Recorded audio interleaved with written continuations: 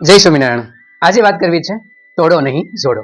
એક વખત ભગવાન બુદ્ધ વિહાર કરી રહ્યા હતા અને જંગલમાંથી પસાર થઈ રહ્યા હતા.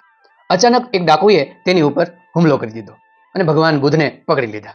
પકડીને પોતાની તલવાર ખેંચી અને કીધું કે તારું મોત એકદમ નજીક આવી ગયું છે. હું તને છોડીશ નહીં અને તને મારી નાખીશ. બોલ, તારી છેલ્લી ઈચ્છા છે કઈ? તો બોલી જા, એ પૂરી કરી દઉં, પછી આ તલવારથી તારું માથું ઉડાડી દઈશ. ભગવાન બુદ્ધ મરક મરક હસતા હતા. પેલા ડાકુને નવાઈ લાગી કે ત્યાં સુધીના દરેક લોકો તો મને જોઈ અને રડવા લાગતા અને આ હસે છે.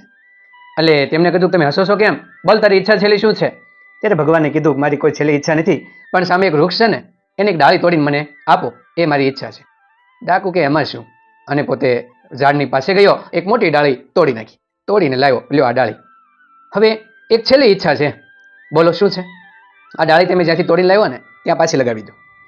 ત્યારે કે તમે ગાંડા થઈ ગયા છો? એકવાર તૂટે પછી જોડાય થોડી? એ ન જોડાય.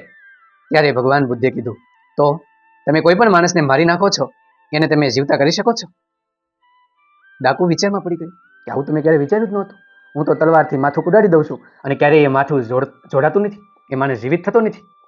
ત્યારે ભગવાન બુદ્ધે તેમને કીધું કે તોડવું છે ને ખૂબ સહેલું છે, પરંતુ જોડવું ખૂબ અઘરું છે. એ વૃક્ષની ડાળી તો આપણે તપ લઈને તોડી નાખી, પણ એને જ્યારે જોડો છો ત્યારે એ જોડાતી નથી.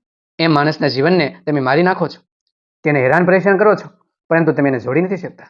ડાકુ ઊંડા વિચારમાં પડી ગયો કે સાચી વાત છે, ભગવાને બનાવેલા માણસને હું ઘડીક વારમાં મારી નાખું છું. આ માણસને બનતા કેટલો સમય લાગે છે? એને જીવન આપનાર ભગવાન છે, એને મારનાર હું કોણ? આવા વિચાર આવવાથી તરત ભગવાન બુદ્ધના ચરણમાં પડી જાય છે અને પોતાના બે હાથ જોડી અને કહે છે કે મને માફ કરી દો. આજ દિન સુધી મેં અનેક પાપો કર્યા, અનેક લોકોના જીવ લીધા, પણ એ તો ક્યારેય વિચાર્યું જ નહીં કે તોડવા કરતાં જોડવું મહાન કામ છે. હવે આજથી હું તોડીશ નહીં અને જોડવાનો પ્રયત્ન કરીશ. તેને તલવાર ફેંકી દીધી.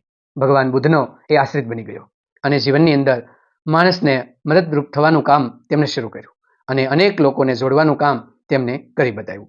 આમ તોડવા કરતાં જોડવાનું કામ સુંદર મજાનું હોય છે, એ એમને સમજાઈ ગયું હતું.